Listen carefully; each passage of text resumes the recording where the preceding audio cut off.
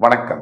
இன்னைக்கு நம்ம பேச போறது சனி பயிற்சி பலன்கள் 2026 வரிசையில சிறப்பு தொகுப்பு. அதனுடைய அடிப்படையில இன்றைக்கு கும்பராசி, அதாவது வருகின்ற மார்ச் 6ஆம் தேதி கும்பராசியிலிருந்து மீனராசிக்கு பெயரவிருக்கின்ற வாக்கிய பஞ்சாங்க அப்படி பெயரவிருக்கின்ற சனி பகவானுடைய பயிற்சி பலன்கள் கும்பத்திற்கு எப்படி இருக்கும், எதை எதிர்பார்க்கலாம், எதை எதிர்பார்க்க கூடாது, அதே மாதிரி எதில் கவனமாக இருக்க வேண்டும், என்ன பரிகாரத்தை செய்யலாம், வாங்க விரிவா பேசலாம்.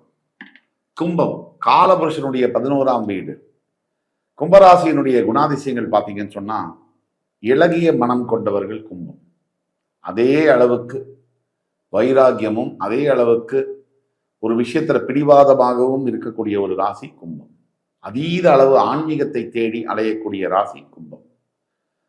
குற்றம் குறைகள் எங்கே இருந்தாலும் கரெக்டா இவங்க கண்ணுக்கு வந்து பட்டுடும்.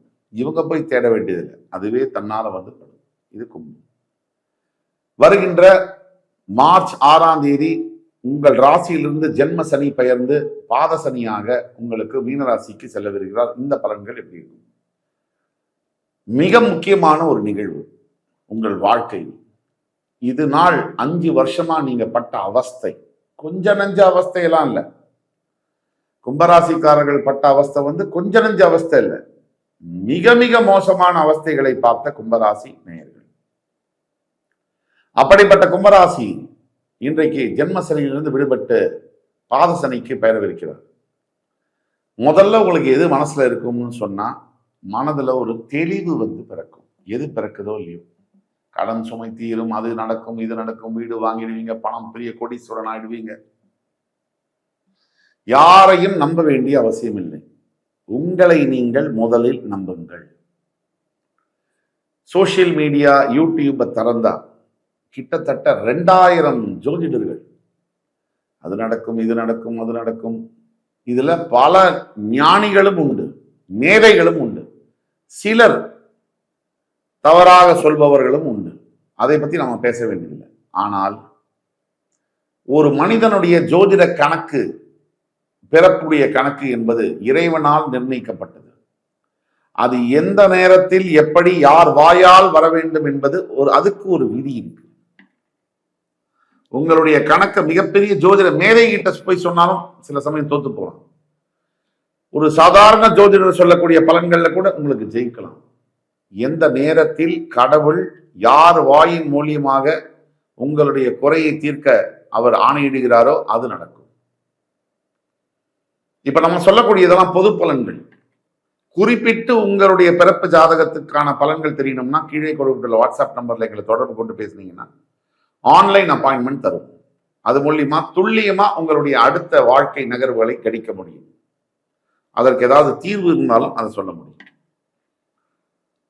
ஒட்டுமொத்த கும்பராசி நேயர்களும் 4 முதல் 5 ஆண்டுகள் பட்ட அவஸ்தை, சனி பகவானுடைய தாக்குதல், கடந்த 2 வருஷமா முக்கியமா ஜென்ம சனியினுடைய தாக்குதல், அது சொல்லும்படியாக இல்லை.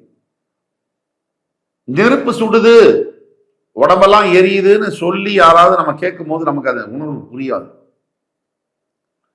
நமக்கே அந்த உணர்வு வரணும்னா தூய்காயம் நம்ம மேல பட்டாதான் அதை முழுமையா நம்மளால உணர முடியும், அந்த ஆழத்தை. அப்படிதான் கும்பராசினியர்களும் சனி பகவானுடைய தாக்குதல் பத்தி பேசினாலும் யாருக்கும் புரியாது. நீங்க சொல்ல வரீங்க நான் இவ்வளவு கஷ்டப்பட்டேன்னு, நீங்க என்ன சொல்றீங்கன்றது கூட யாருக்கும் புரியாது. உங்களுக்கு தான் தெரியும் அந்த அவஸ்தை என்னன்னு. அந்த அவஸ்தையிலிருந்து நீங்க மீள போறீங்க அப்படிங்கிறது தான் உண்மை. இந்த மார்ச் 6க்கு பிறகு உங்களுக்கு ஜென்ம சனியினுடைய தாக்குதல் இருக்காது. உங்க வாழ்நாளில் உச்சகட்ட கஷ்டம், உச்சகட்ட அவஸ்தை, அதிலிருந்து நீங்க மீள போறீங்க. இனி எப்பவும் இப்ப நீங்க பட்ட கஷ்டம் மாதிரி இனி வருங்காலத்துல கடைசி நாட்கள் வரைக்கும் இனி அந்த கஷ்டம் இல்லை அப்படிங்கிறது தான் உண்மை. இதுல முதல் ஏழரை சனி, 2வது ஏழரை சனி, 3வது ஏழரை சனி, இதில் நடுவுல இருக்கிற ஏழரை சனிக்கு தான் நான் சொல்ற பலன்கள் முழுமையாக பொருந்தும். கடைசியாக இருக்கக்கூடிய ஏழரை சனி பெரும்பாலும் மரணத்தை சம்பவிக்கிறது அப்படிங்கிறது தான் உண்மை. இதுல 2ஆம் படியாக வரக்கூடிய ஏழரை சனி மிடில் ஏஜ்ல ஒரு 25 45 ஏஜுக்குள்ள வரக்கூடிய ஏழரை சனி தான் நான் சொல்லக்கூடிய பலன்கள் கணக்கச்சிதமும் பொருந்தும்.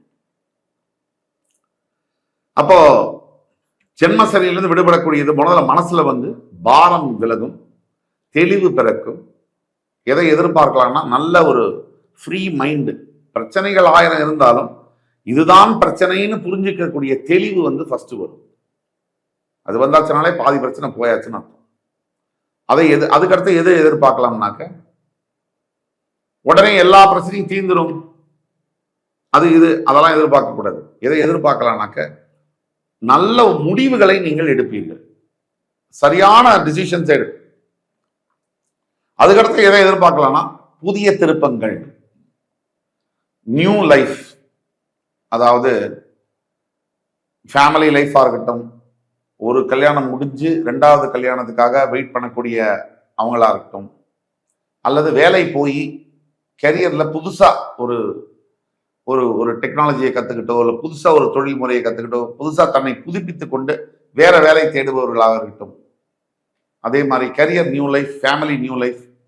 அதே மாதிரி ஆரோக்கியத்துல பல பிரச்சனைகளை சந்திச்சு வெளியில மீண்டு வந்து கொஞ்சம் சரியாகி அடுத்தது ரீஸ்டார்ட் பண்ணும் நபர்களாக இருக்கட்டும். இதெல்லாம் வந்து புதுசா தொடங்கக்கூடியதெல்லாம் ஜெயிக்கும்.